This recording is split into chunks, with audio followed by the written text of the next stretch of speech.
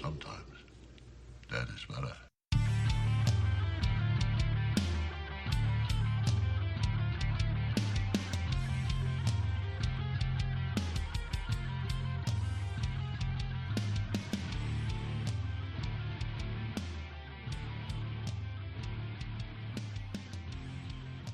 What's up, everyone? It is Nate with Give Me Back My Horror Movies, the podcast.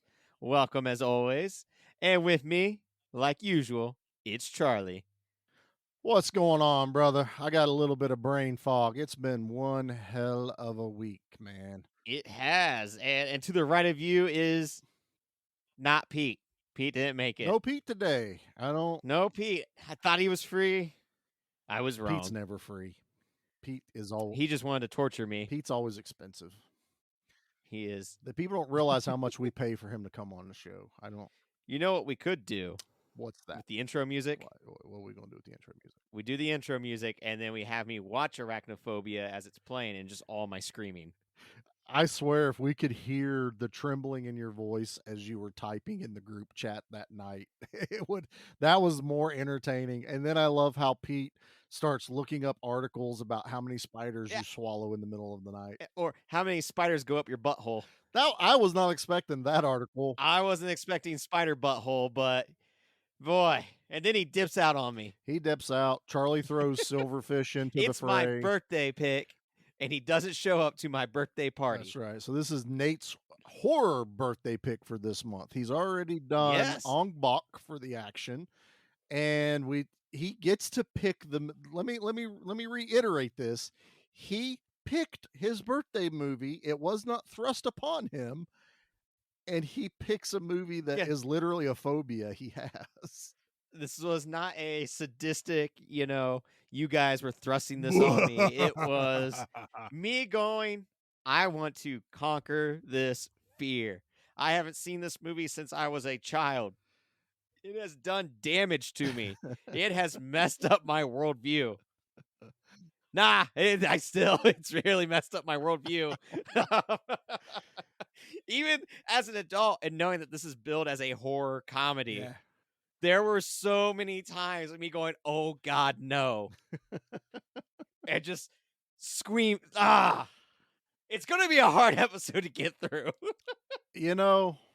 So it's not, what you're saying is it wasn't as cathartic as you were hoping it was going to be. No, this was not healing. This was not, there's trauma here that is still left packed in. Well, I think before we... Do not face your fears, children. It's not worth it. I think before we let you unpack all of this trauma that I'm sure we're getting ready to do that you've been carrying your whole life, you're going to get a lot. We're going to get a lot. It's not even going to be Spire related by the end. That's it, man. I think let's play the trailer then. Let's get this. Let's do that. Let's get this creepy crawly part of the show. I didn't even watch the trailer because I was done with spiders.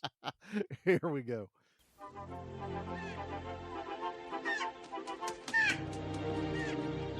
The Jennings family has just moved to the small town of Canada. Pleasant music. Listen to how happy it sounds. The trailer full of lies. In search of a simpler life. Want to blow up a bullfrog? Okay. It's the perfect place. Goodbye crime. This is not a except family for comedy. one pesky little this problem. isn't anything fun for the family. The web? I have a Terrible fear of spiders. F you, Come Spielberg. on, we live in the country now. It's time to work through this irrational, paralyzing terror. It's not irrational. Hollywood Pictures and Amblin Entertainment present Jeff Daniels Honey, we're in the living room. We need you to kill a spider. and John Goodman. Dover McClintock, Infestation Management. I thought it's just a spider. Would anybody object if I tore this floor out? I would. False alarm, then lead on. There's no spider here. Every so often in a little town somewhere, there is a health scare. There's a rumor going around that some kind of spider might have killed Sam Metcalf. Doubtful. Spiders make convenient culprits. There's no spider here. I think one of your Venezuelan spiders hitched a ride here. There may be some spiders around here that are very dangerous. Dad, chill out. Just run. They spread out from a central nest in a web-like pattern and dominate the entire area.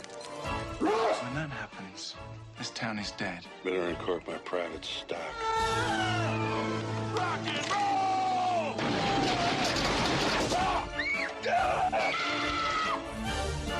Hollywood Pictures and Amblin Entertainment present Arachnophobia. 8 legs, 2 fangs, and an attitude. Perk up, Lloyd. If we find the spider that did this, you can arrest him. Arachnophobia, a thrill-omedy.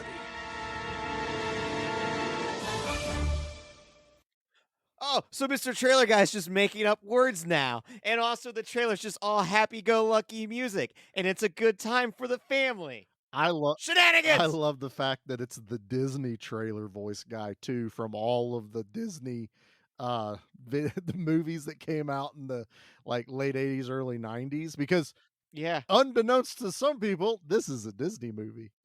it is. It was one of their first, underneath a different studio name or whatever. Yeah. One of their first like adult-oriented movies. It was a different movie studio because, you know, it really would have pissed some people off if it had the freaking castle and Tinkerbell coming across the top of it right before And it should have had the Arachnophobia. castle.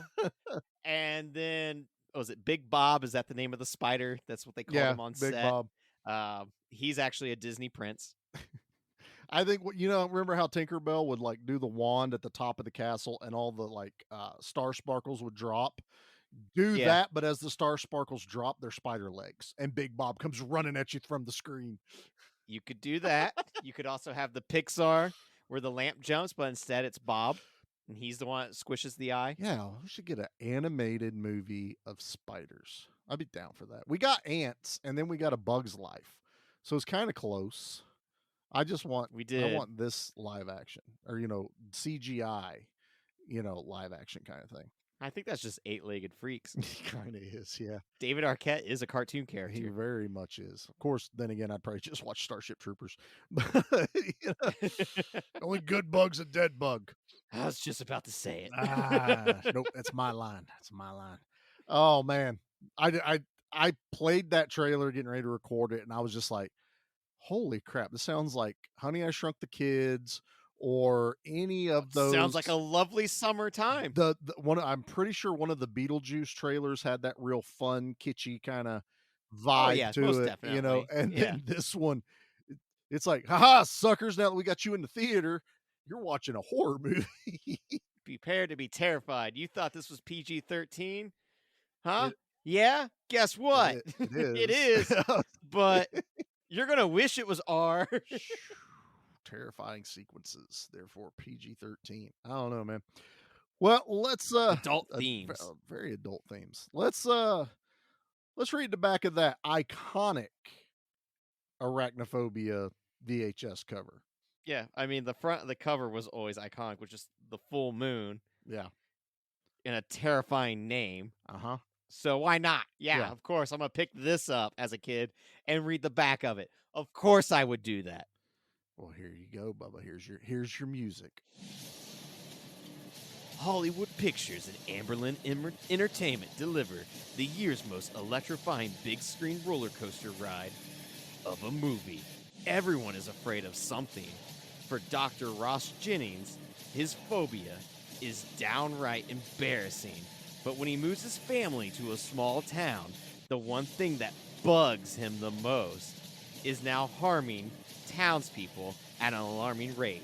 For this unlikely hero overcoming a childhood fear of spiders might just save the community, but it may already be too late. Directed by Frank Marshall and also starring John Goodman, this critically acclaimed, breathtaking hit entertains with its terrific mix of thrills, chills, and laughter. Yeah, pretty accurate. Screw you, Frank Marshall. Screw you, Steven Spielberg. Screw you, Disney. Oh man, this is it is a traumatic movie, man. And before I let you unpack all of the luggage you've got stacked up behind you, I wasn't hug enough as a kid.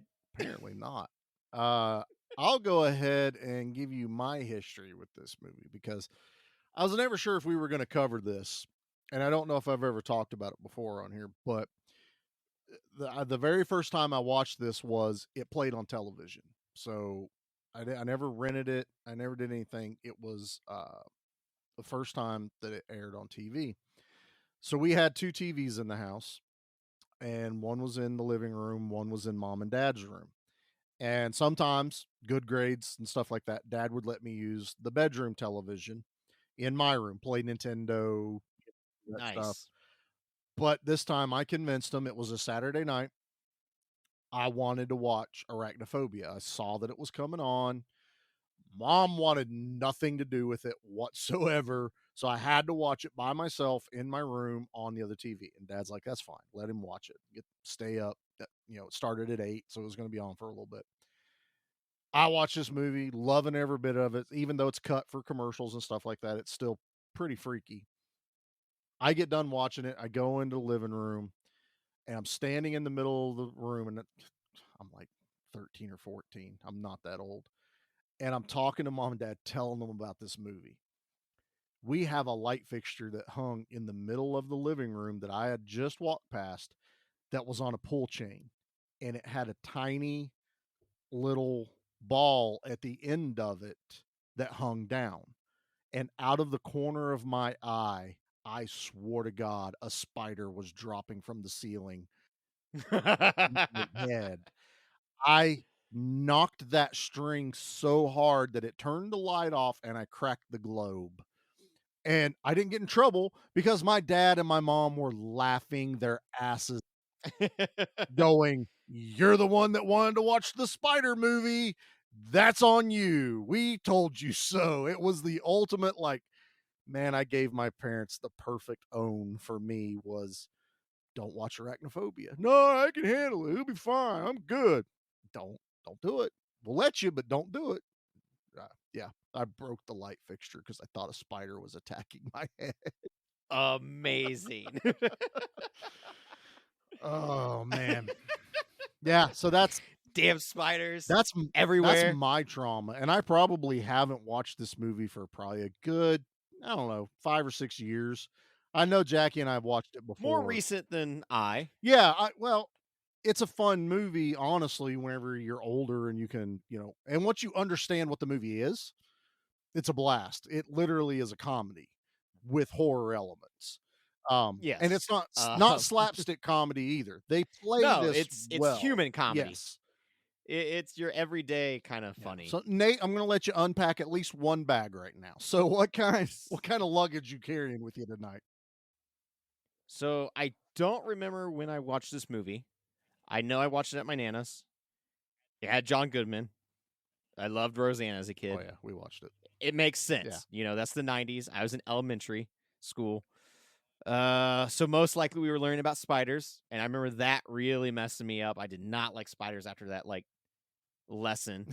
I don't remember what grade, but I remember a lesson, and black widows were terrifying. Oh yeah. Horrifying. Then you give me this movie with a giant ass spider. It's not going to go well. Yeah. So for my birthday, I wanted to conquer this fear and finally embrace this movie because I have not seen it in over 20 years. Guaranteed. Right. I've never attempted to revisit it again. Did not want to. I'm so upset. It's such a great movie. I can't watch it. Yeah. You would think it's. I had so many moments of terror and fear when watching this, but it's so good. And I was just like, why must this phobia be so bad for me? Because I am missing out on a really great movie to show at least once a year that is really funny, has such great suspense. Mm-hmm. Everything works so well. The pacing of it, how fast it all goes, even though it's almost a 2-hour-long movie. Oh, yeah. John Goodman is phenomenal in this. Favorite character. Completely. Absolutely amazing. Because, he's not telling jokes. It's just, the delivery of his lines and how serious he is at playing such a weird character. Mm-hmm. No, he adds something to a movie instead of looking at someone and go, they just threw him in for comedic relief. No, this character. Well, he's a big guy. He'll just be funny because he's big. No. Delbert I want an entire prequel of Delbert right before this. Right? Yeah. That's all I could keep thinking. I was like, how did we not get a Delbert sequel to this or something? What made him get his own blend? What made him Yeah. develop his own blend of poison?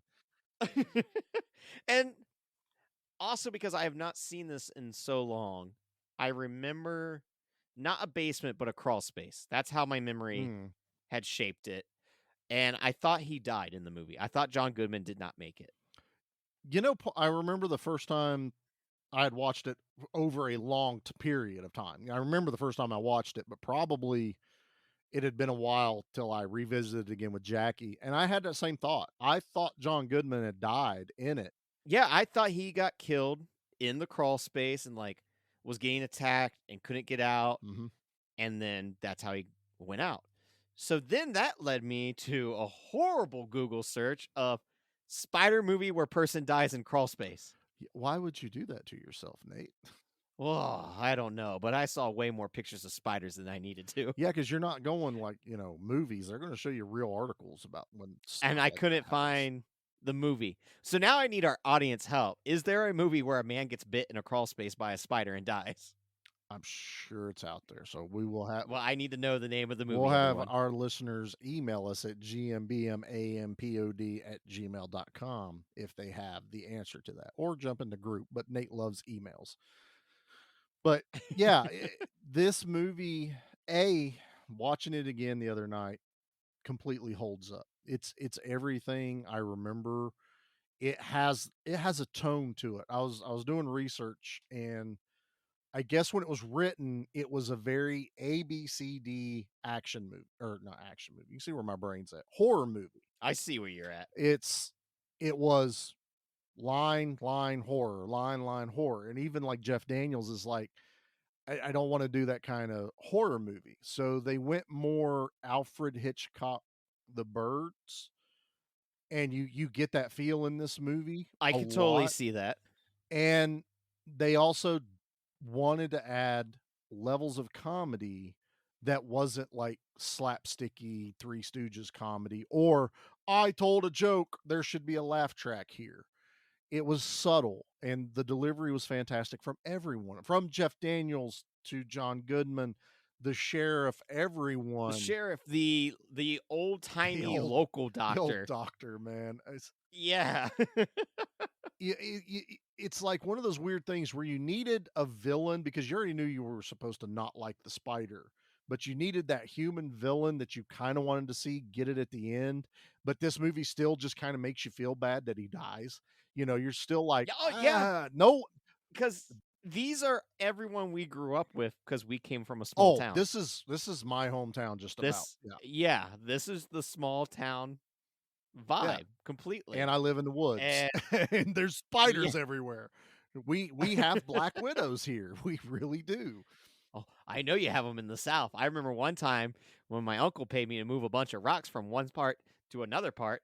I don't know why I had to move those rocks thinking back on it, but I was 15 and wanted to make a quick buck. Mm-hmm. I'll move those rocks. And I uncovered one rock, and there's a black widow. And then I went, I don't like Tennessee anymore. I caught one in a bottle once and had it for a little while. But yeah, honestly, if we move anything out here, like I've got wood piles and stuff, we wear gloves just to be safe. I mean, we also have snakes, but spiders are foremost. Snakes don't bother me as much as spiders. It's too many legs, too many eyes. Let a snake sneak up on you and not realize it's there. Not to mention some of ours are poisonous. So, yeah, I don't run from garters. I run from copperheads and water moccasins and timber rattlers and a lot of stuff that's around this area. But spiders, as long I do a lot of construction. I'm in crawl spaces. I'm in attics. It's just part of what you have to deal with. It doesn't mean I like them, but I've learned to deal with it. I usually take something and knock down all the spider webs, and I'm wary because we also have like brown recluse running around here a lot, and do not want to mess with the those. places I go is where they are. Yeah. But it was funny. Nate was losing his mind over all this stuff in the group chat. And my wife has been actively feeding 2 orb spiders that are on either side of our door we use every day. We park in the back. So the back door is the front door, but there is a giant one side, it's about the size of my thumb. The other one is a little bit smaller, but she feeds them grasshoppers and everything. And there's 2 big egg sacs behind both of them. I made sure to get those in the picture for Nate. And I was like, Yeah, you did. these Yep, are right you next sure to my did. front door, man. That's all good. All I know is everyone's always so sad for Charlotte's Web. And you know what? I feel like Charlotte did something shady. Nate's cheering in the back at the end of that movie. Yeah. Then all the babies pop out, and he's like, "No, No! no." I want to talk a little bit about the tone of this movie, and they all this is a horror movie. It's a PG-13 horror It is movie. definitely a horror movie that hits all of those, I'd say, 1950s monster movie tropes. Yes, it You does, know? man. And even though it's 90s, it doesn't feel 90s. This is one of those movies that's a perfect example of feeling ageless. Yes, it's not like And it's from 1990. yeah, not quite like what we talked about where like Brain Scan is always going to be in the 90s and it's stuck there. This one, honestly, is only missing cell phones. That's the only thing missing in this movie to update it to where you feel like it happened, like it was done, not as early. It's one of those things too, though, like Pierce had talked about with your guys' interview on Monster Movie Stop Down.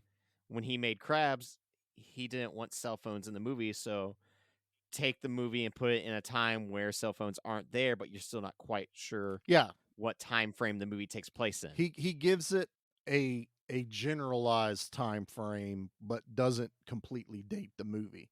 And that was a smart move. And honestly, I'm sure Arachnophobia is another influence for him on Crabs. I mean, it's right there, especially with the comedy element on it. But there's times in this movie that you almost forget you're watching a horror movie. That they bring. But it quickly reminds you when you have a spider crawling out of a man's nose. Oh God, that one's bad. Oh. That one's bad. I still, honestly, it still breaks my heart when the old lady dies. The one that does the party for him and everything.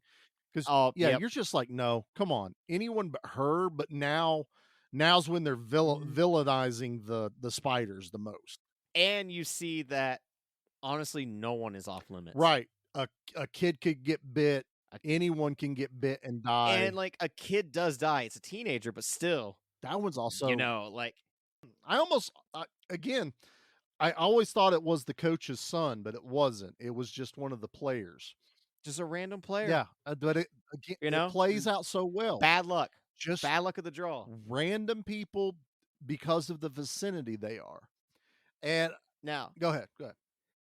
Let me ask you this, if you got this vibe from it as well. Okay. From the beginning, the first 15 minutes. Dead Alive? Oh, when they're in the jungle? Absolutely. I got an absolute Dead Alive vibe from this. Just because of them being in the jungle, and then they come across something that they should not come across, and it takes out one of them. It was like beat for beat. But that extended sequence, they could have made that 5 minutes, but no, they really wanted to drive home the point of who the professor was, why they're there, the significance of this spider is not being killed by the poison. It's an untouched species for who knows how long. Like, there's a lot of fantastic script writing right here to drive the last hour and a half of the movie, essentially. Last hour and 30. I didn't time it, but when I was reading about it, they said we don't see Jeff Daniels for like 22 minutes of the movie. And honestly, I think that's about right by the time we get done. But and I know Pete's not here, but there was a moment rewatching this movie where I went, oh, is that the guy from Full Eclipse? And I went, no, it's the actual Warlock, not the Warlock from Warlock 3. It's Julian Sands, because the guy from Full Eclipse took over for Julian Sands in the Warlock movies at part 3. But I love Julian Sands as well. He just has this, he honestly could have pulled off a villain in this movie, but not really. He could have. He's the expert. He's also the voice of reason, almost, of like, spiders don't kill people. So, like, you're being ridiculous. You should not villainize spiders. Oh, yeah. He dismisses the whole thing completely. But, it's not like Jaws where we saw the shark And, it's like that should make you run. This was more like really a spider because, they're not thinking Big Bob. They're thinking garden spider, wolf spider, Yeah, something to just that your effect. Yeah. typical spider that is probably hanging out in my front yard Yeah, right now they or in the front they door. reference Black Widow, and I mean, when we were kids, Black Widows were just as bad as quicksand. They're everywhere. It Oh, can they always were happen. everywhere. One bite, you're done Dead. for. There's no saving you. Done. You avoid black widows like the Yeah. plague. So they play up on that fear. They play up on the fact that how many people are actually experts of spiders. So it works really well. The other thing I love that they did in this movie is they easily could have gone the cheesy route and made the spider way too big, like comically big. They tried to size it to something that truly does exist in this world. There are spiders that size of Big Bob. Like there's Oh, I've seen the have pictures. you I seen wish they would the leave. desert one? I don't want to bring it up, but it does What? exist. Yep, No, it's a I got very a real I thing. got a buddy that was stationed in Afghanistan, and he would tell us about the little fights with the scorpions and the desert spiders. They would take bets and they'd make them fight, and those things they'd hide them in each other's bunks. I don't think I would do well because I would I would do an office pop or maybe a desert pop, and then the enemy would know our location. But Sarge, there was a spider, and you're welcome. Right, I saved everyone in this platoon. I saved everyone in this platoon. All right, maybe the sniper nest knows where we are, but even he would agree that if there was a snake, or not a snake, a spider, Either or. either or, That sniper was a watching snake spider. oh god. That sniper was watching you so close, and he's like, "Man, I hope he really kills that spider because I'm going to have to shoot it, and they're going to think I'm going to start a war." And he's like, "Okay, that guy's cool." And they radio him, and they like, "We heard a shot. Did you see where it came from?" No, no, No, don't know. no. I think it was a backfire, car backfire. Don't know where it came from. You know how we are with mufflers around That's here. right. The sniper was like cool with you taking out a spider. I love your reference to the desk pop too. I love Yeah. Always gotta have at least one office. everybody pop. does a desk pop, man. It's awesome. Yeah. But no, the beginning of it too also had the dead alive, but a lot of it is also like Kong, going off into Oh the yeah, wilderness. definitely. The unknown, bringing the unknown back, and again, you're sitting there going, there really are people that do this. This is real.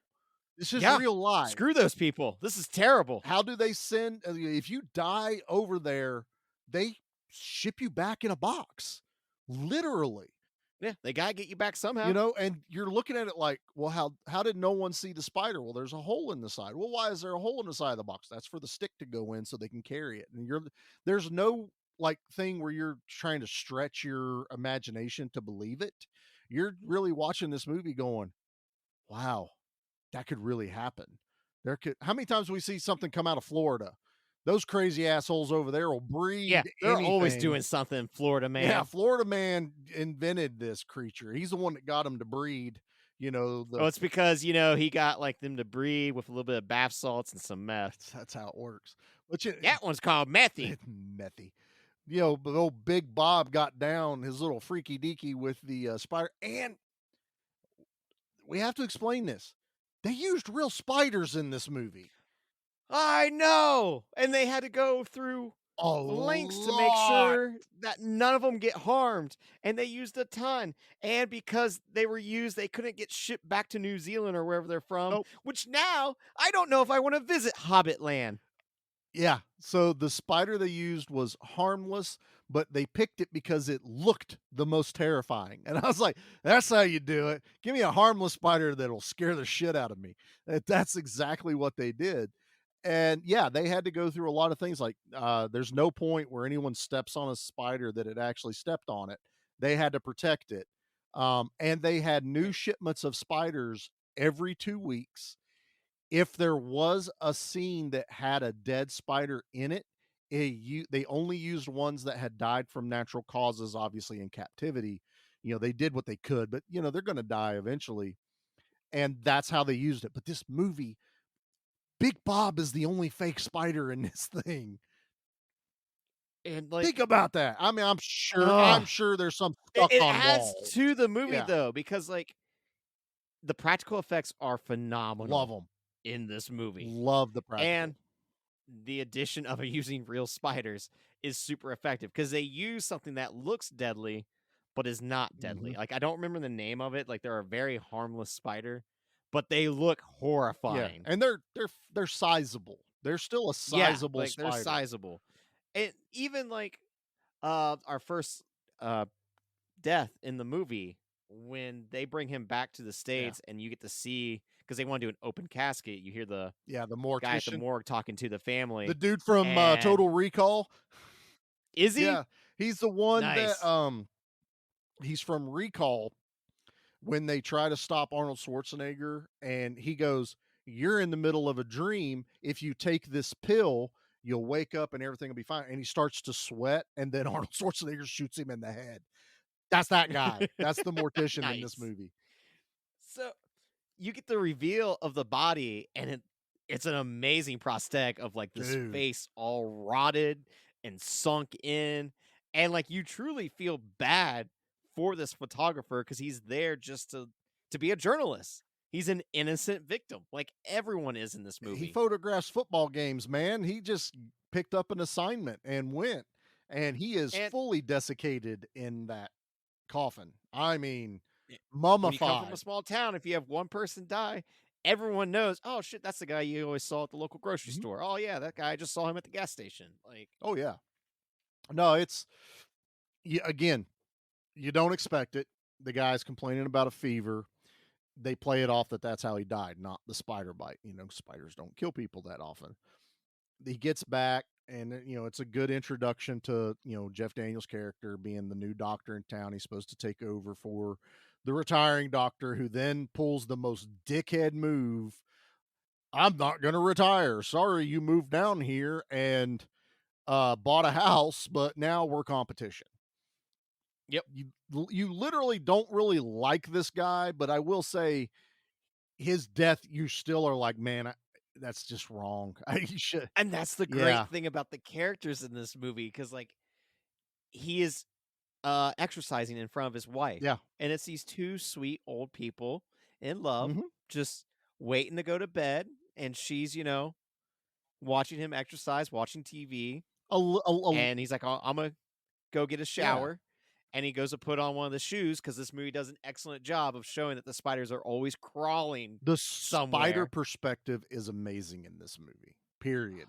It So- puts you so on the good. level of the spiders. It's amazing. And there's so many fake outs Yes. where it's like, oh, you thought it was going to happen. It didn't yet because nope. There's actually another spider somewhere else. Like, it does such a great job of psyching you out. Oh, when it runs constantly. up on that little girl's foot and like misses her by like a centimeter, and Oh. you're just because at this point there's no rules. Anyone No, can die. you at just that know if you point. get bit, you die. Yeah. And Like, so anytime you see one of the spiders, you're like, this character might eat it. yeah, oh yeah, no one's safe in your mind on this movie. And for PG-13, quite a few people die in this thing, man. Yeah, they do. And like with that old couple and that old doctor of him passing away, like he gets bit and starts saying, I'm having a seizure, call 911. And just the look in his wife's eyes of like knowing that she is losing a loved one. Yes. It's sad. No, It is effective horror. It draws you in. You have And I think, go ahead. is that the little old lady from The Wedding Singer that pays him in meatballs? I'm pretty sure it is. I think it was. I feel like she was in everything in the 90s to be the sweet old grandma. And because this movie is really smart with his characters, it lets you know with Jeff Daniels being afraid of spiders right out the get-go, because when they move into a farmhouse in the country, because they're city folk, obviously there's going to be a spider. And one of the kids comes out saying there's a spider. And he's like, oh, great. We'll have your mother take care of it. So you instantly know he is not a fan of these things. Oh yeah, right out of the gate, man, they set that up. Also, it was not originally written in the script though. I read that. Oh, really? They added it later. There was no mention. I think they were just calling it Arachnophobia because it's a movie about spiders and people are usually scared. And it's going to give you arachnophobia Or for the rest of your life. They named it after they came up with the idea of giving him that phobia. But all I got was basically that it was never originally written for the character to be scared of spiders at the time. But It adds It so adds making much. it, Oh my god. especially the final act. It's it and I But believe it. I believe he's scared of spiders in this. oh, Like fully. I saw myself in this character 110%. But I would not make it to the very end. It's the second time Nate and Jeff Daniels have connected on such a personal level. It was It this really and is. Dumb and Dumber. But Yeah. I'm lactose intolerant. there you go. I ate Taco Bell before we record this. He This is actually an action podcast moment because there's a ticking time bomb that no one knows is when it's going to go off, he Charlie. always like makes sure the toilet flushes before he uses the bathroom. I always check That's a for a true bomb, though. fear that he has. We Yeah, always got check that's for a actually a bomb. real one. Thanks, Lethal Weapon 2. Thanks, Mel Gibson. Oh man. But even like they have a scene where he's in the barn to check out the cobweb that his wife found. Yeah.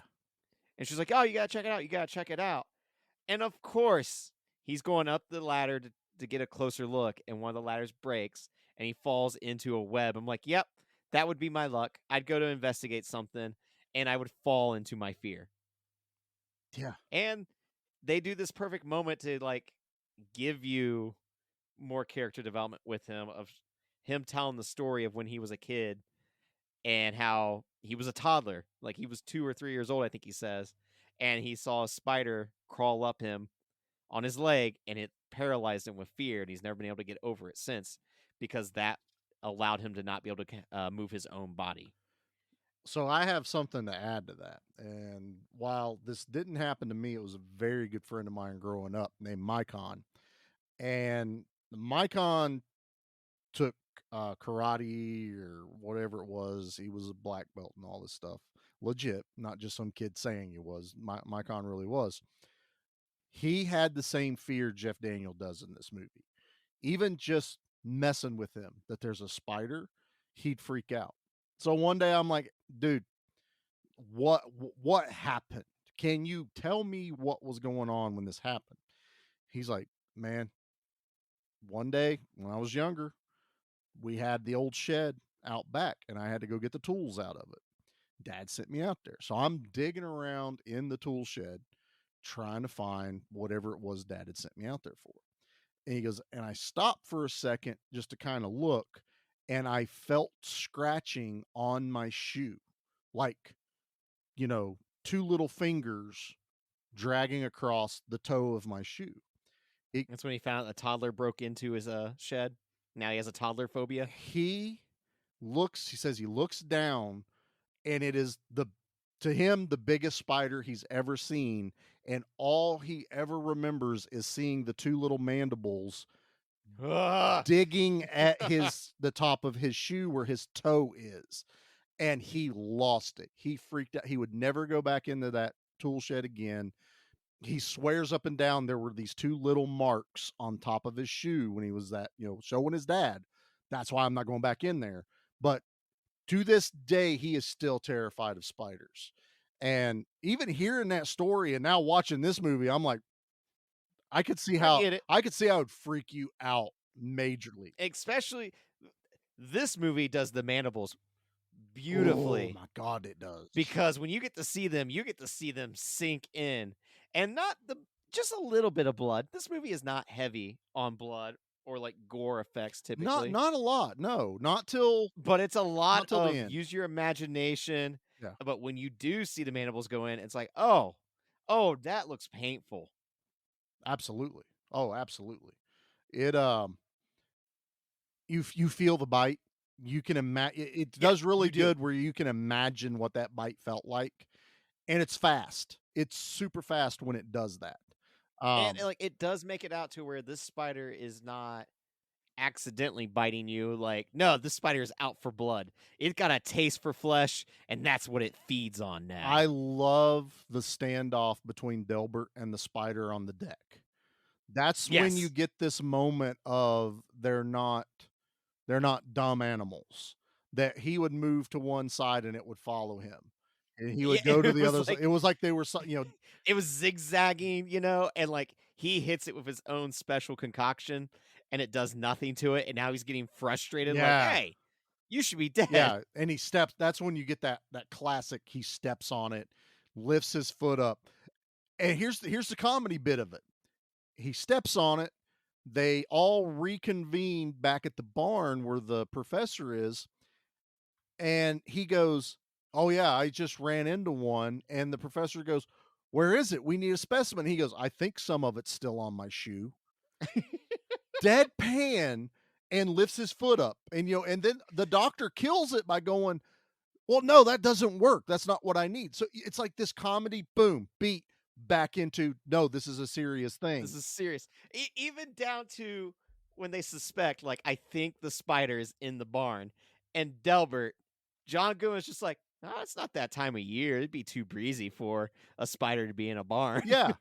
I doubt the spider's in your barn. He starts trying to talk to him while they're in the car, and Jeff Daniels has to be like, "Hey, Delbert, how about we just get there faster now?" Just this whole thing of, Delbert just like, "Okay." Yeah. And he's like, "I saw a web in my barn." He's like, "Well, that would indicate a web presence would indicate arachnids." Arachnids. Just this, it was almost Bill Murray-ish hunting the groundhog. It was. It so much was. But not as goofy, though. It was this perfect blend. And, you were talking about, Steven Spielberg and John Goodman and stuff earlier, and John Goodman was everywhere. He got this role because of a movie he did with Spielberg called Always. And which I've never heard of. Oh my God, dude. It's Richard Dreyfuss and John Goodman. It's about, it's an airplane movie, but it's more of a kind of a love story between two people. And I'm trying to remember because it's been a long time since I've seen it. I know my mom loves that movie. I mean, it's one of her favorites. And you know what? I've seen it. And for being quote unquote a kind of a chick flick, there's a lot of action in it because they're kind of like the firefighters. They do the airplane thing about it. And Richard Dreyfuss, I don't want to spoil it for you. I think you should watch it. I will have to check this out. Anyway, that was another reason why I really wanted to watch this movie, because I did, like you, I liked John Goodman, and I knew he had done Always, with Steven Spielberg. And so it just was even that more. And then to see this whole different side of, John Goodman in this movie. He's always been like the dad or, some other character. This was, "I'm just going to take care of the spiders here. Let me go get my stuff. We should rip all this floor out." "Well, I don't want to do that." He goes, "Okay, then we won't." Yeah. "Well, why are the boards rotten?" "Bad wood." I mean, just this almost deadpan, but comedy blended into it. And I loved it, man. It's what he did perfectly in Big Lebowski as Walter, though. That's true. That's very true. Yeah. Well, we can say he didn't go Fred Flintstone in this, the goofy cartoonish. He is a perfect Fred He Flintstone. really was. And Rick Moranis made a great Barney. But, this movie, the casting on everyone is fantastic. I love the sheriff in this movie. That's the other link of comedy. They're like, "Well, if we find the spider, you will finally be able to arrest it." Just these digs.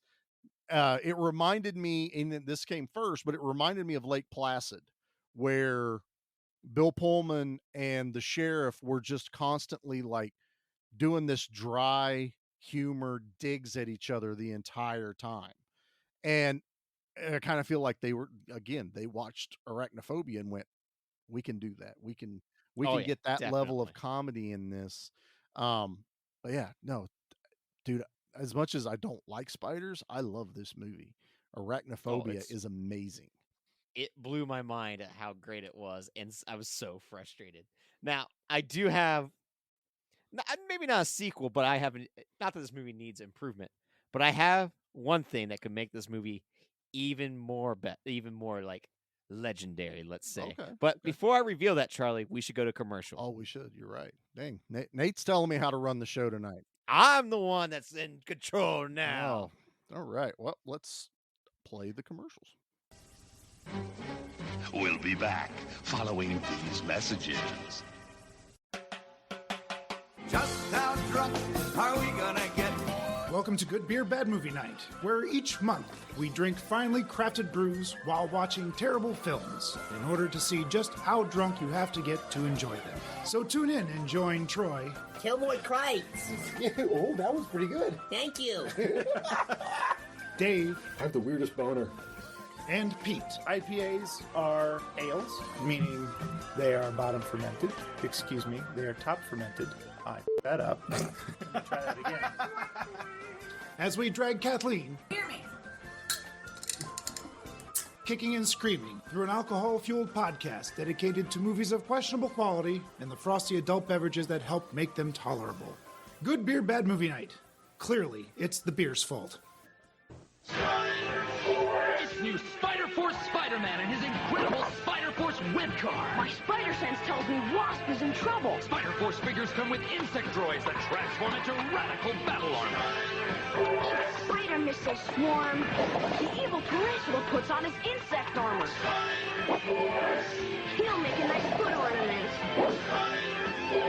There's never been anything like the Spider Force whip car. Spider Force whip car and figures each sold separately.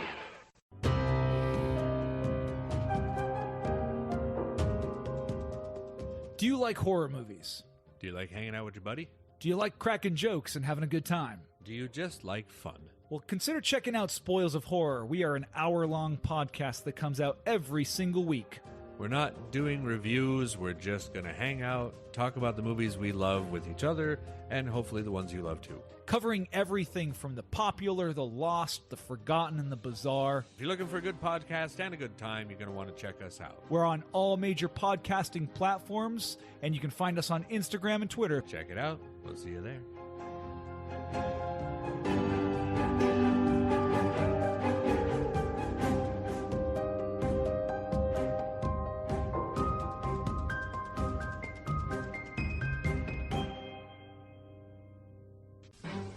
Welcome back. Spider-Man. Spider-Man. What else do I play during a Spider movie, man? And it's your birthday, so I got you Spider-Man toys. You did. I really appreciate Spider-Man that. Talked about how much I love Spider-Man on the Brain Scan episode. Spider-Man needed his spider car because, you know, superheroes needed cars. Oh, yeah. How else are you supposed to sell the accessory that they made too much of for another property? That's right, man. You just slap different stickers on it, and it'll be like it'll be Wolverine's car next. It'll be Captain America's car after that. You know, that's how it rolled in the 90s. We're gonna get so many heroes with cars. All because of Batman. Toy executive takes another line of coke. Batman needed a car because he doesn't have superpowers, and now all of a sudden, all the other superheroes need supercars, and Batman's standing there going, "What the hell, man? I need a car. They don't. Why do they get a car?" Like Spider-Man has no need for a car, especially in New York, unless there's no place to shoot the spider web. You gotta. I've always wondered that, but I guess like Brooklyn, New York, their crime rate must be pretty low, so he doesn't have to worry about it. Wasn't it one of the Tom Holland Spider-Mans that he rode on the top of a bus because it was going out of the city, so he wouldn't have been able to web swing everywhere? So I was like, yeah, I was in one of them. I like that little in joke right there. I appreciated that they acknowledge he needs buildings to web shoot to, not just the air. His web isn't Mjolnir. He doesn't go fly and then he takes off. He just goes. And like in the games, it's always like Central Park. Yeah, like you're shooting the web onto the trees, but you don't have much to go off of. So whenever you're like crossing through Central Park, you always gotta like be mindful. If not, you're just gonna be running. That one first Spider-Man game, the PlayStation 1, the amazing one everyone still talks about to this day. That one's You still never see where the webbing goes when you're swinging across or down the street. Yeah, it's that just one you never knew where the web was going, and like they had a reason for why the game was so foggy. I remember that was like a story point. Yeah. For why New York was covered in fog. That's graphics. That was the story point. Yeah. Oh no, a fog has rolled over. It must be Mysterio. No, it's called. Oh, geez. We don't have enough computing power in a PlayStation 1 to visualize. Duck. I need to play that one again. That was always a fun one. I would like to play that one again. I never got to play part 2. I remember that one had the lizard on the cover. Was that? Yeah, it was a lizard one. Right. And then there was the Carnage Unleashed, where you got Carnage and Venom and everything. The Maximum Carnage on Genesis, Where because he's that had green jello, he was green jelly as the it's like Carnage hugging the entire city, like over top of it. Yep. Yeah, okay, I remember that now. That was like every kid's introduction to Carnage. Yeah. And then that was the one for me. I was like, "Oh, who's this guy?" And then the cartoon, so we got him in that. So Yep. no, we love that stuff. But well, that everybody's like, well, come on, talk about the Spider movie. We are Spider-Man. We are, talking about because don't worry, I don't know if it should be in this movie, but let me paint you a picture. Paint me a picture, Nate. You have a phone. It rings. Yeah, I do. Yeah. You see a cigarette butt getting put out onto the table. A cough. I told you guys, I'm out of the business, he says. I can't do it. But then they tell him, no, you don't understand, sir. More bodies are piling up, and they all have 2 fangs. Dun, dun. This perks the man on the phone. It perks his attention, but you still don't see him. The shadowed man. And then the camera pans around, and he says, "Damn it. You got me for one more." And he hangs up. And, you only see the phone hanging up. Then the camera zooms out. It's Mike Brady. No, we're brought Mike Brady back? Mike Brady is going to come in and fight the arachnids. Wow. He's been out of retirement. He's done fighting crime. He's done fighting bugs. But this one has spiked his interest. This one's different. Actually, I changed it. Uh-oh. A helicopter comes flying down and lands in his front yard, and it's blowing everything. And he's just like, what the hell's going on? And that's when he sees it's General. And he's like, damn it, General. What are you doing here? I told you I was out. So Mike Brady gets the commando intro. He does. I'm retired now. I've got kids. I can't risk my life for my kids. We could also, we should play around. We should see what works better with our test audiences. We could also have him rock climbing, and they find him while he's rock climbing. Oh, yeah, yeah. He rock climbs and he gets to the top of the destination. And there's General. The head of the EPA, the General EPA, is standing up at the top with one more mission, Mike. I know you're on that's vacation. When they tell him. And that's when he's like, get Dr. So-and-so. And they're like, we did, but the spiders got to him. That's right. That's why we came to you.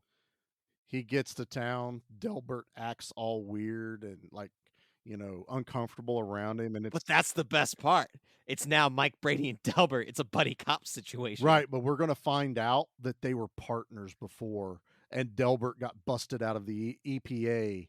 And so that's why he is just an exterminator of bugs.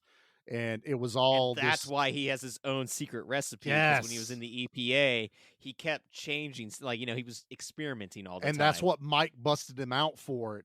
And so now he has to realize that that's the only thing that's going to save him from the spider invasion, which is one thing missing from this movie, Nate. There is no egg sac or spider left at the end for us to see. No, what's great though is this movie being very realistic is when they start to map out where all the deaths are on the actual map, they realize it is in the dead center is Jeff Daniels' house. Yeah. So it's not like this thing is really like spreading too far. It's in a contained area. And this isn't going like Gremlins where they are all throughout the local neighborhood and causing havoc. There's only one thing, and my guess is it's an editing, but damn it if it doesn't seem like these eggs hatched really fast. But I had to start thinking a little bit more because the old lady, when she meets Jeff Daniels, we're getting the images of the spiders, and it's kind of all happening at the same time, when the 2 spiders meet up and make the super spiders.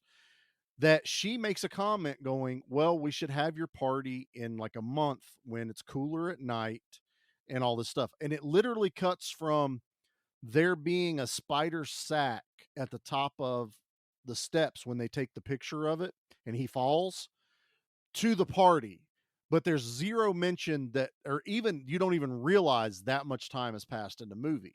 I think you just kind of have to infer that it's been like a month, and now the egg sac is getting ready to hatch. Yeah, because I mean, he's getting more settled into the town. You notice, like they're unpacked. He's now starting to do renovations. There's just nothing that, like, I guess we're just used to them kind of being like, oh, okay, it's now 30 days later.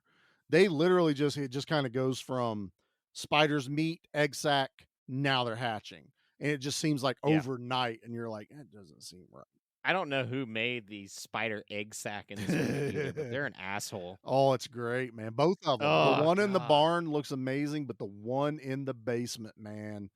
And it's literally what you will find a white sac that's pulsating. And I'll be damned if this thing ain't Like a heartbeat. Yeah, it's pulsating, and it's gross, and it's huge. It's so big. But yeah, I mean, it's believable though. This Big Bob isn't like a giant spider that, Jeff Daniels is fighting its leg. He's fighting the spider, and it's a little overpowered. It does catch on fire. It does. It's a little OP. Yeah. But it's one of those, like, it's funny, but it's also terrifying. Yeah, that's all that at perfect once. Because now blend. you're like, oh God, now the spider has fire powers. It is. It really does. It's superhuman for some reason. It's not even human, but it's superhuman. I don't know. Spider-Man, whatever. And before we even get to that, we get like the invasion of the spiders into the house where they're chasing everyone through. But even before that, the spiders in the bathroom in the shower scene. You think you're going to get this classic monster movie scene with the girl in the shower. I thought we were going to get Psycho. Yeah. And I think that's where they're really trying to weigh heavy on the Hitchcock kind of feel to the movie. But we get that whole scene where she's in the shower, very tricky camera angles. I'll give them credit on that one. But they do a really great job. You're watching what they do for their rating. The spider fall into her hair, down her body with the soap. So she doesn't realize till it gets down so far, and Nate's literally can't sit still right now. All the same time, her dad's sitting on the toilet, and there's a spider under the toilet, and it's Nate's other fear. That's not a bomb. That's a spider. Spider toilet. That's what this movie does so well. Though what I was talking about earlier of just messing with you. It does, because you're like, all right, are both of them going to eat it? Yeah. Only one of them? Is the dad going to get spider bit on the butt? Is she going to die in the shower? They're both at their most vulnerable, being naked. The trick. Those are your two most vulnerable times in your own house, in the bathroom, taking a shower, it's using the a one bathroom. time you don't want to be. Yeah. Like you just. And they play off that, and it's brilliant. I love how they do it. And then we get it. They throw an invasion kind of thing in the other scene with the house when all of the spiders pour out of the sink when they're trapped in the bathroom, out the faucet, out the drain holes. You want to talk about a scene that just made me go, I am done. I am over all this. It's all of them crawling out of that sink. And then when they open up the door and they're all just dangling off their web. I called them the house. paratroopers that they just drop from the ceiling and they're like, what's up? Let's go, bro. Let's dance. The soldiers have been sent in. This whole finale was nightmare fuel for me. It is. Honestly, it is, man. If you literally can't stand spiders, don't watch this movie because they mess with you hard.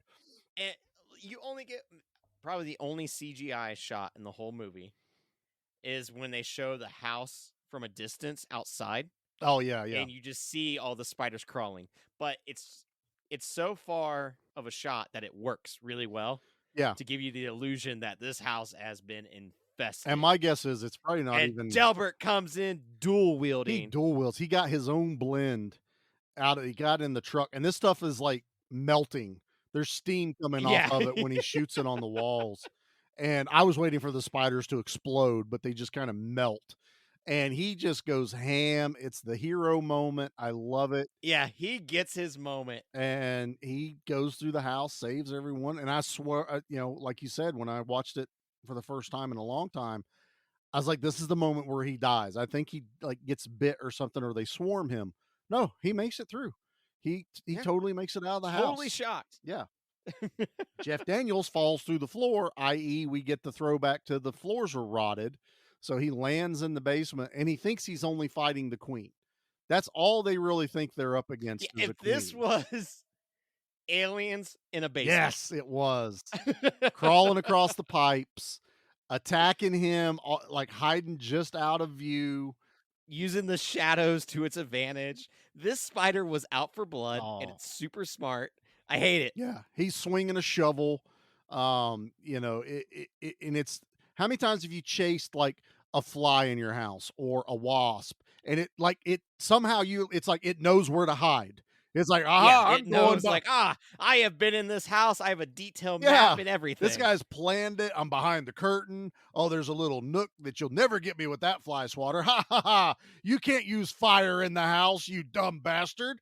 And you know, it's just This is now my property. yeah. So you kind of again you feel like that's me. How do you hit something that you can't really see in a dark basement? And then he takes out the queen, and it's amazing.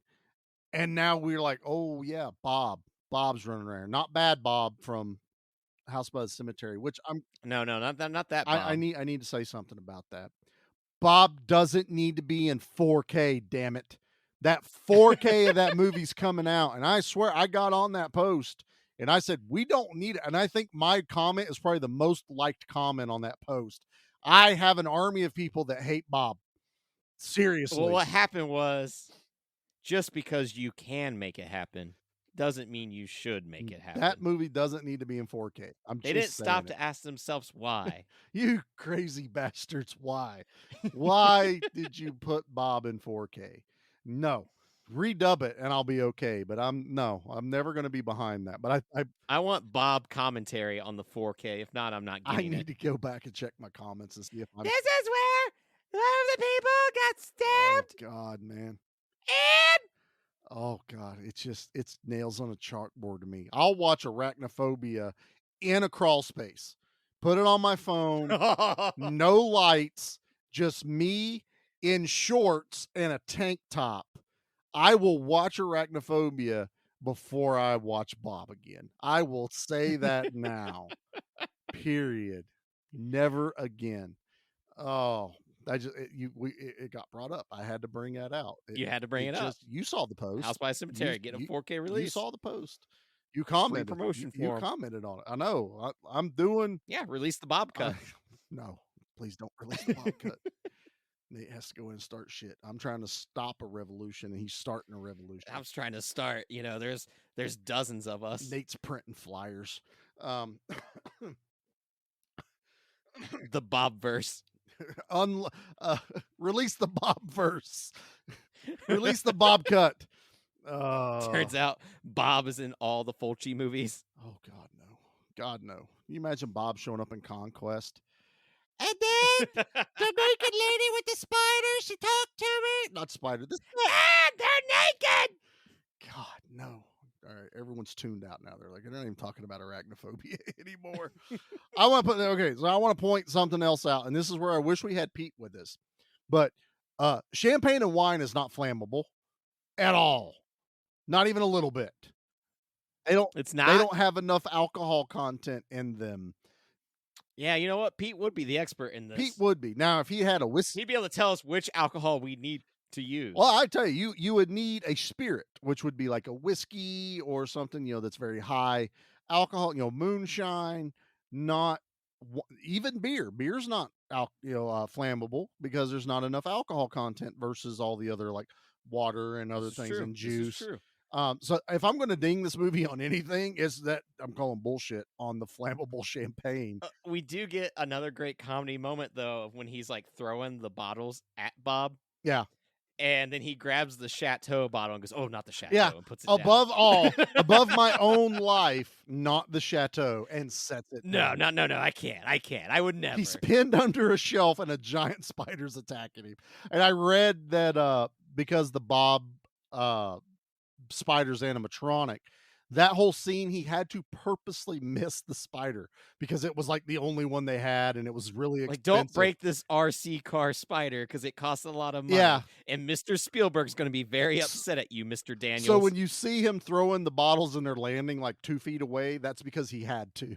You know, you're not like, oh, you're a terrible shot. No, I actually think he's pretty good. He was not hitting Bob on purpose. And yeah, I will give it credit right back, which kind of negates my negativity to it, is you can shoot that kind of fastener gun with no air, no nothing. It's just I was wondering about that because of that being an old school nail gun. I was like, do the rules apply here? Yeah, it's not like the nail gun we're used to seeing that's hooked up to an air compressor in their framing. It's a normally used for concrete fastener. So it uses like a little 22 shell blank that shoots gunpowder, and it drives a rod, and it drives No it wonder into that concrete. thing was destroying the floorboards and going Oh through 'em. yeah, it's when you've used one. He's using way too much power. Now, that's an older one, but there are safeties to where you really got to like push down on it to engage it. You can't really hold it by hand. You can, don't ask me why. I know you can, but I don't advise it. It hurts. But I'll give it that. I like that they went that route instead of always the nail gun, the framing gun that's supposed to be hooked up to air, never hooked up to air, or and it always works without being pressed up against it something. always Looking works, at you, Krampus. Yeah, always works without the safety engaged. And I'm like, I hate that. I hate that. Even Lethal Weapon did it better with the cordless one, yet they never pulled the safety thing back that keeps you from shooting it. That's my rant. But they did good. No, I I give was it back. wondering as I was watching, I'm like, man, this thing is heavy duty, and it's like a pistol, like shotgun combo. 'Cause he's Basically. like cocking it back, you know, And he shoots Flaming Bob into the nest, and the nest catches fire. which is Oh, glorious. it's ooey What gooey. a fantastic final kill. It's what we love. I even yelled out ooey gooey, and Jackie's like, "Yeah, we finally got ooey gooey." You know, because like you said, there's not a lot of blood in this. There's not a lot of gore.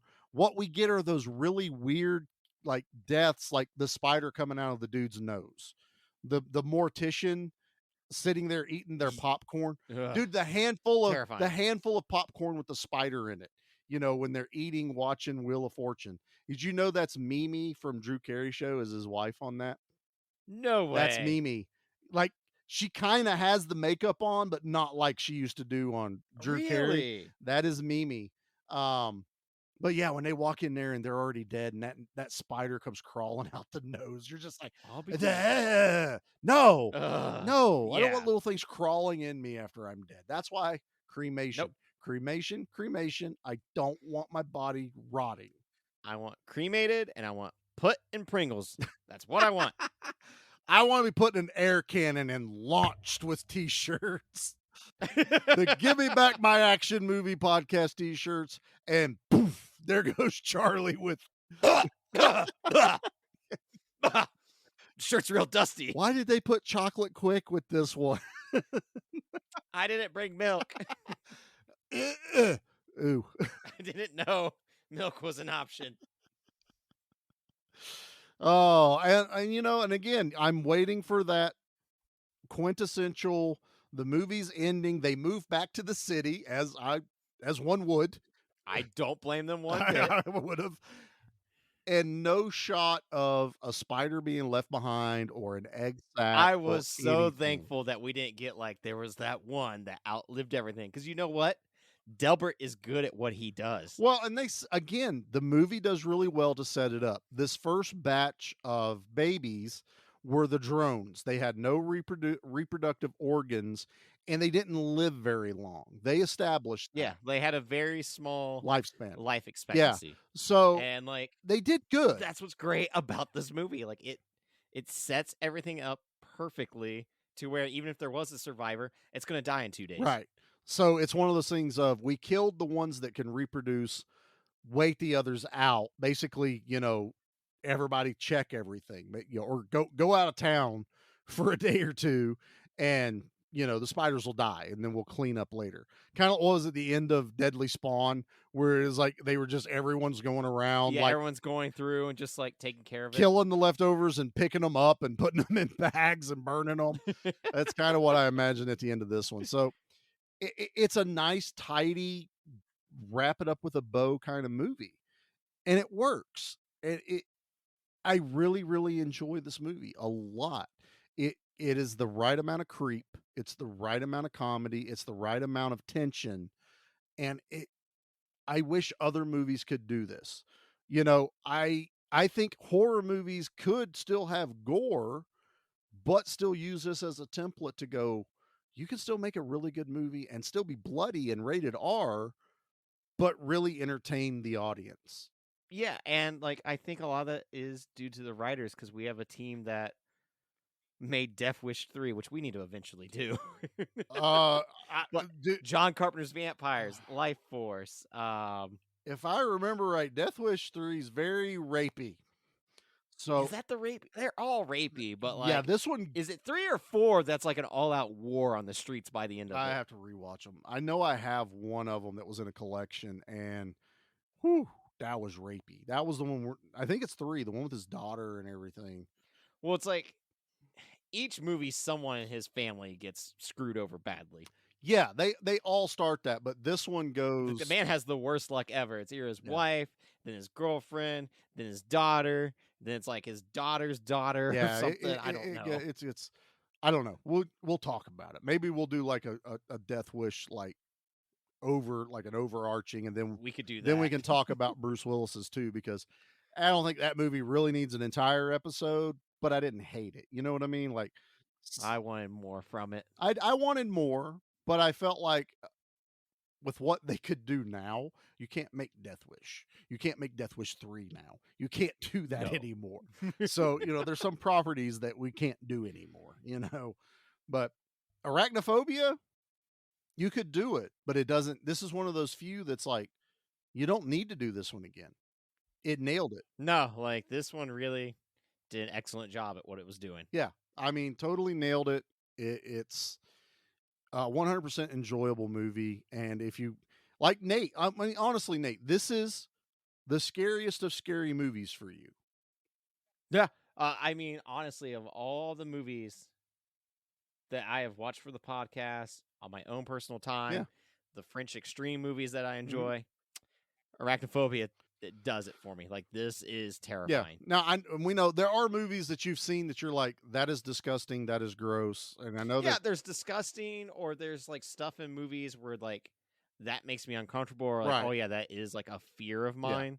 But as far as like a movie that legit is scary to me, it's this movie. Yeah.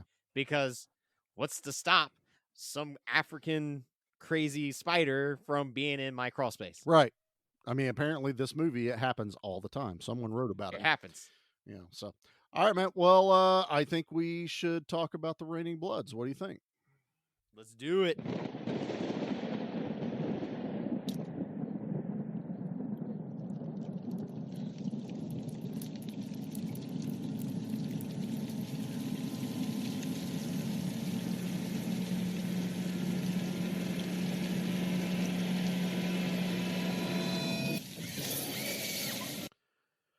So as normal with my due diligence with doing the kill counts and things, usually the first place I go is YouTube. There's a lot of good channels that do a lot of good videos there. Dead Meat usually does it. They've got like years of doing this, and so I found Arachnophobia. And I saw sometimes if I don't have time to watch the whole video, I skip. At the end, there's the end, and it said 20 something, and I'm like, no. There's not 20 something. Yeah, so I scroll back through, realizing they're counting spiders, and I'm like, no, we're not counting spiders. We're not counting spiders. We're not counting the bird that got bit at the beginning. Shenanigans, no. So I did go back through and count myself, and I have come up with 7. So the Raining Blood, which is sizable. And I mean, it comes fast too. It does. Like the pacing of each death is really well done. They're all characters that you're not like attached to, but you feel they're established. They are an established character. Sympathetic towards them. Yes. It does really good. I don't like to say world building, but we understand the dynamic of the town. And we kind of get the hierarchy of the people in the town. So it works. Um, so yeah, I mean, 7 people and that's including the photographer that dies at the beginning and the professor, but I mean, there's still 5 other people in the town that die. So yeah, pretty simple, straightforward. I'm not counting the spiders, even though Big Bob's death is pretty amazing. So it's impressive. let's do a difficult one. Let's talk about our kill of the week. What do you think? Zombie kill of the week? So spider kill of the week. This is a little different. So yeah, this is. Does it matter? Does it have to be someone that the spider killed, or could it be our favorite kill of a spider? I think we could do favorite kill of a spider. Okay. Because I agree, because I'm not happy with anyone that dies in this movie. Yeah. Like I'd say one of the ones that terrifies me the most is just the kid at football practice because he's just got his helmet on. So that means that thing is crawling on his head. I say that one or the popcorn is the most ooey, but the most shot, like the one that's the true jump scare is when the professor falls from the top of the barn and he's wrapped up in all the stuff. Damn, they got him too. Yeah, Delbert's like, damn, they got the professor. So favorite spider kill, I'm going with Delbert with his standoff on the one with the deck, and then he steps on it. It's the gooeyest, it's the ooeyest, and I love the Big Bob kill, but I think it's the lead up. It's the back and forth that the spider's literally standing off with John Goodman. It's one of my favorites in this. No, I'm right there with you. That one's gonna be mine as well. Fantastic. We match. It's great. Like, as much as I love him dual wielding and going ham on all the spiders outside the house, they're great. It's a lot of fun. It's just that impact of like that spider toying with him, and then him just like finally like, screw it, I'm gonna step on it instead. And I like that there's a moment too before that where they find the spider in the house and it's sitting on the table and it's staring the one like assistant professor down, like he can't move because it's looking at him, and he has to get Jeff Daniels to lunge towards the spider to get its attention, and then he can capture it. That's tense. That whole scene is tense. But they play it up even more that the spider is looking in your soul. It's planning something to eat. Yeah, like it knows it's going to attack, and it's just biting you to bite you. That's what's so terrifying about this. They're not biting you to like eat. They're not biting you in defense to like protect themselves or anything like that. No, like these things are just out to bite. Yeah. Chewing at your shoe, Nate. Chewing at your shoe. All right, brother. Well, I think it's time we rate this bad boy. What do you think? I say we rate it. You gotta go first, sir. Guys, it's okay. He just wanted his machete back. Whew. So, this is a great movie. It's a lot of fun. I can't wait to creep my kids out with this movie because it's that level of a movie that... Oh, it's a fantastic movie to traumatize a child. So this is not one you start your kid on. You start your kid on movies like Frighteners or Gremlins or Beetlejuice. But when they start feeling comfortable where they're like, that doesn't scare me anymore, Dad. I can handle something a little bit more. You go, yeah, okay. This one's only PG-13. Oh, I got one for you. But we're going to watch Arachnophobia. It's about spiders. Oh, Dad. And then they get done watching this going, can I sleep in your bed tonight? Can I need a flashlight? I can't look under my bed. Can we spray bomb the house before I go to sleep? That kind of fear inducing level of this movie. And I love it. I'm going to kind of go high, man. I'm giving this an 8. It's well written, well acted, a decent kill count. I believe this movie. They don't go over the top with it. It never goes to a point where it's unbelievable, and it works and it holds up. Like you said, it's almost a timeless movie. I can watch it. It's 2022 right now, and it's what 30 plus years old, 32-ish years. 32 years old. Yeah, so it's held up, man, and I'm giving it 8 machetes. What about you, Nice. brother? Birthday boy. Because of this movie and the effect it has on me, and just how frustrated I was at how good it was. And that's like I don't see me watching it again. It's not a slate against the movie at all because it did its job. It did what it was supposed to do for a person like me. Right. I gotta give it a 9. So I was really blown away by this movie. I kind of figured because you can't ding it for what it did to you, because this is why we watch. That's not a reason at all to like dislike this movie at all. It was just of how gracefully it has aged. There was not a moment of me being like bored, looking at my phone or anything like that. Like, no, I was. It really just sold me on the characters, the town, and caring for everything. Like, it's one of those things. Like, Frank Marshall has not directed much, and I wish he would. I wish he would have. You know, This is, but this is also still kind of like one of those lightning in a bottle movies. Like, everything just worked and come together with the right casting, the right timing. Excellent casting all around. Fantastic script. And I mean, how often do we as horror fans in the community always complain about nothing scares us anymore? Nothing really affects us. We're now just, oh, that kill was really awesome. Is the movie good? Nah, but the kill is fantastic, and that's what I watched the movie for. You know, this one is kind of the opposite, even though there's some pretty spectacular kills for what the movie is and what it's trying to do. The movie is just well done. And I think that's the thing that a lot of people forget is sometimes you can just make a really good movie that happens to fall into a certain category, you know? And this one goes across horror and comedy seamlessly. It's like they literally say it in the trailer. It's a thrill-omedy, you know, a thriller / comedy. They don't even say horror. They weren't going for horror, but it works because it goes on a fear, probably one of the most, I hate to say popular, but one of the most well-known fears. Oh, easily the most known phobia. Like, you're not going to make a movie about roller coasters, my other phobia. I don't know. I saw Final Destination. It wasn't that. Oh, I'd say Final Destination 3 really did mess with me as well. But I mean, we get the movies like, I mean, this, and again, it's a Hitchcock. You know, there's Vertigo. You know, you have those type of, you know, the agoraphobia and stuff like that. And like we were talking about, this one really kind of, the good horror movies get you when you're the most vulnerable.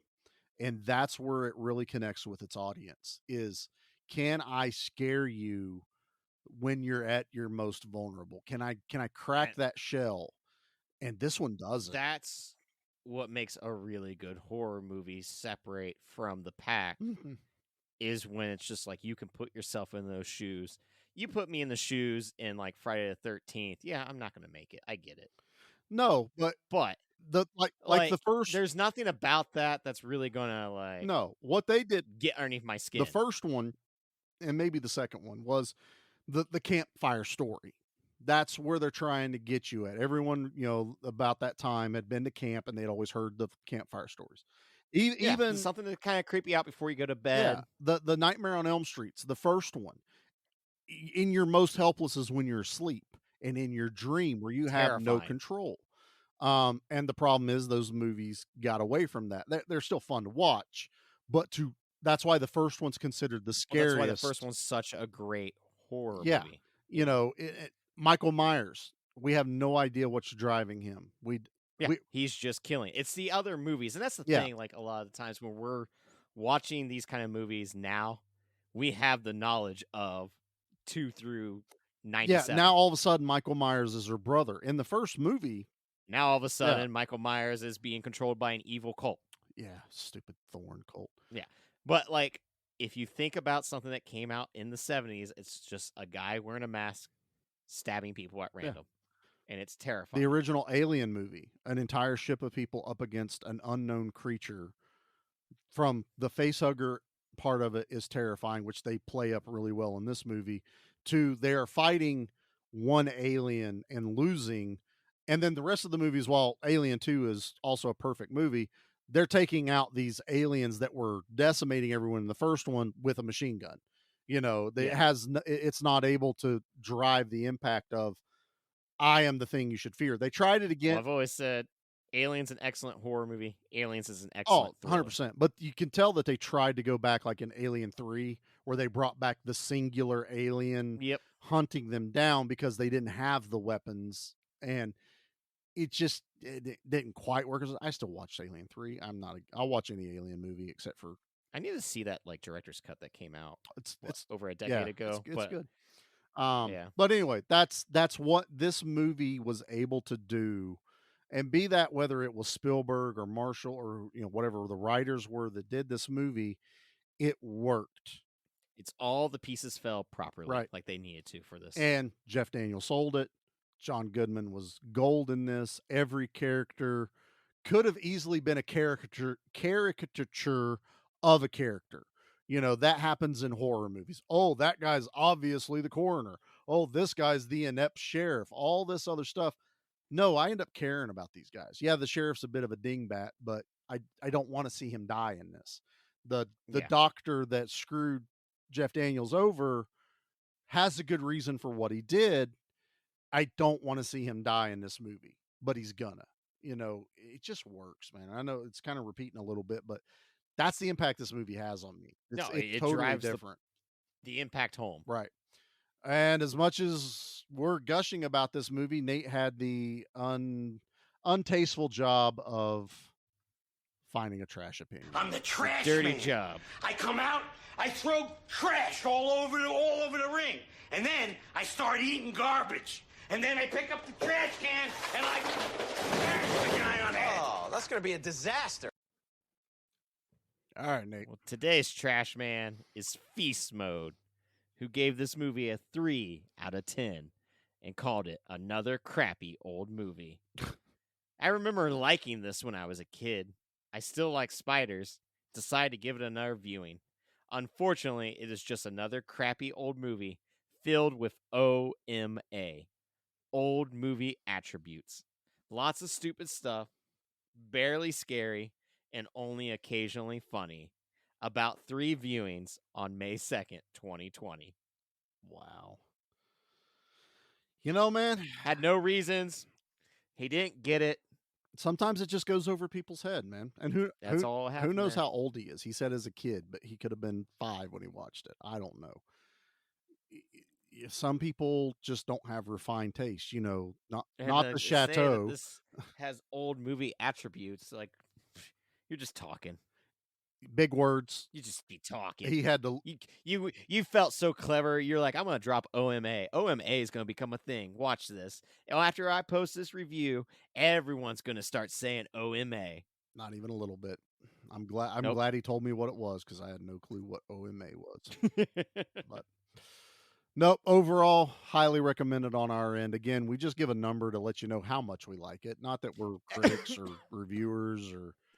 We just tell you how much we love these things. And Nate's dying. There he goes. Holy shit. Yeah, all right there, old man. Yeah. Old man Nate almost died. Get you a drink of water. But no, so this one, go watch it. If you haven't seen it in a while, watch it again. If you've never seen it, I feel like this is one of those that people have not watched in a while.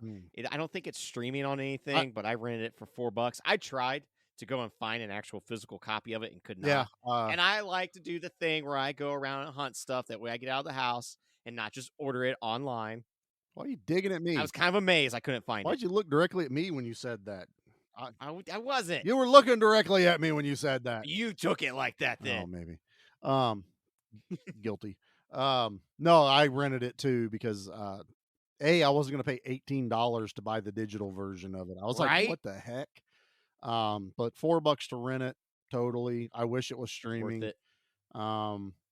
Yeah, it's one of those. If I ever found the VHS, I'd probably buy it.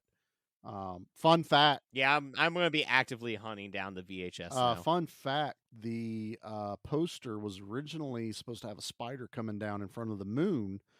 And the first couple of releases of the poster had it, but then later the poster had it removed and the VHS had it removed. It wasn't until the DVD release that they put the spider back on. Weird, Yeah. really. Yep. So there's Wonder why. there's like I remembered seeing a spider like drop down from the center right into the moon. Yeah. And then I was looking at some of the movie poster things, and I was like, and there's a trivia about it that said that whatever reason they removed it. And I'm like, the movie's called Arachnophobia. I think people understand there's spiders in the movie.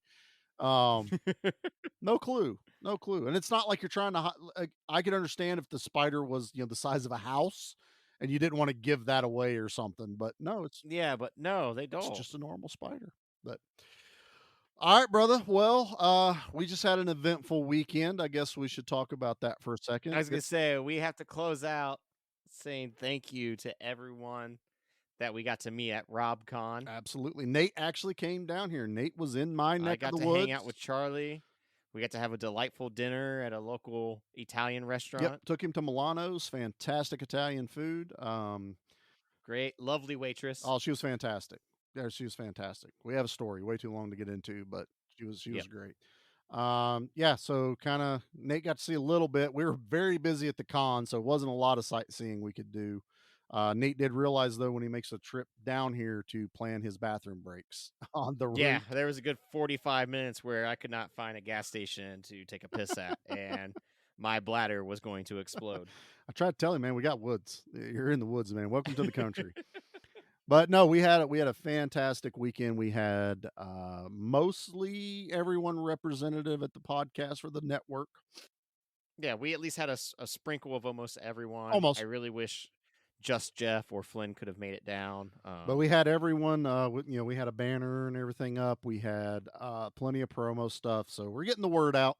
It was a fun kind of live thing. You and Jimmy and Sludge did a panel about starting a podcast.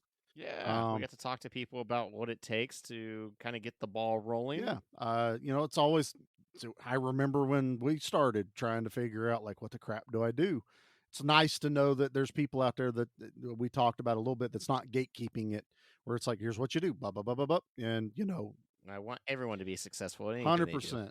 So we had a really good time. Nate and I got to go see Fright Night in the theater with Amanda Bierce. With how Amy. amazing it was to have Amy in the audience and then get to talk to her afterwards during the Q&A. Yeah, so we were the roadies, so we set up the stuff, so we got to talk to her. And then my buddy David was basically her handler, so she'd have someone there to help her at her table and stuff.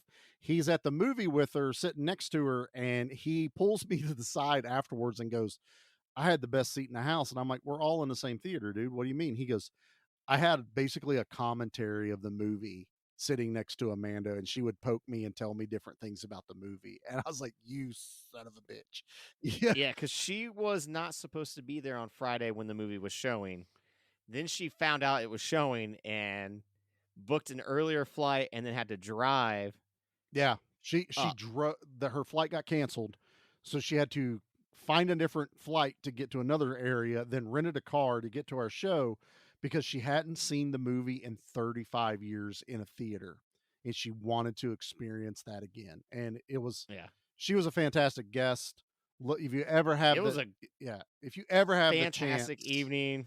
I have not seen Fright Night in probably 12 years. I remember showing it to an ex, and that's probably the last time I had seen it. You quit sullying these movies like that, Nate. What's wrong with you? No, I still love this movie. So it was just a fantastic time. And then as I was watching, I was like, oh yeah, they did remake this, and I have not seen the remake. Yeah. And I was like looking up the cast. It's got a phenomenal cast, so I have to watch this. Yeah. So yeah, Nate and I were talking about that a little bit. And I also, it always still catches me off guard when I watch this movie, and I realize how much it's funny. We were talking about Arachnophobia, how much comedy is in the original Fright Night. There's quite a bit of parts where you're laughing out loud. I mean, it's great. Everyone's it's laughing in the theater, movie. At the right points. And Amanda just ate it up. So she was a fantastic guest. We had Wolfie from Live and in Color with Wolfie D, my cousin Jimmy's co-host. It was nice to meet him finally. So we got a lot of face-to-face with him. Got to meet Jake the Snake. You know, a lot of great guests, a lot of fun. So you may see us promote being at other shows. We think we may, not all the time, but we may try to get more shows under our belt where we go out and promote the podcast. So hopefully you'll come out and see us. Who knows what the workshop's got in handy? That's right. All right, everybody. Well, thank you so much for come listening in on Nate's horror birthday pick. Even though it wasn't as therapeutic as he hoped, but you know, it was still a fun movie.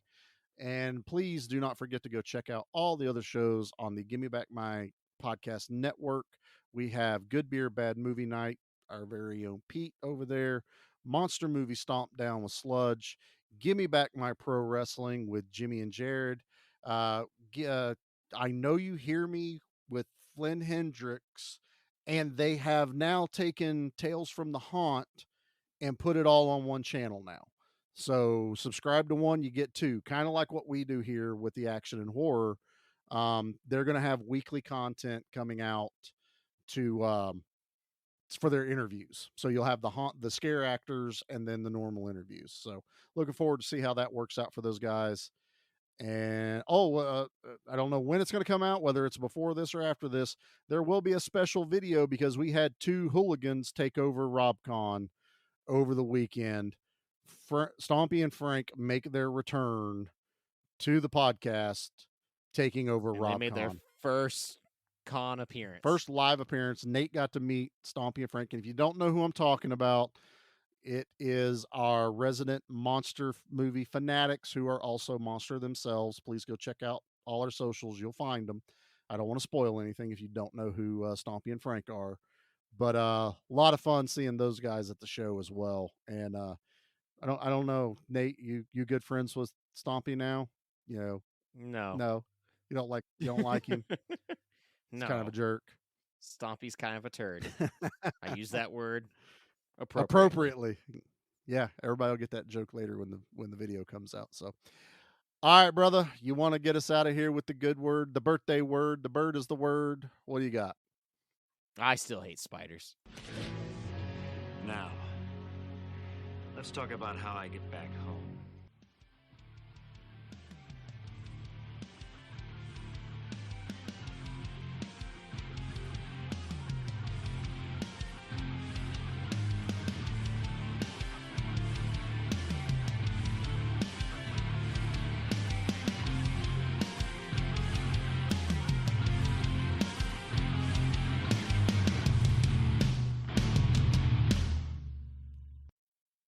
All right, so now picture this. Uh-oh.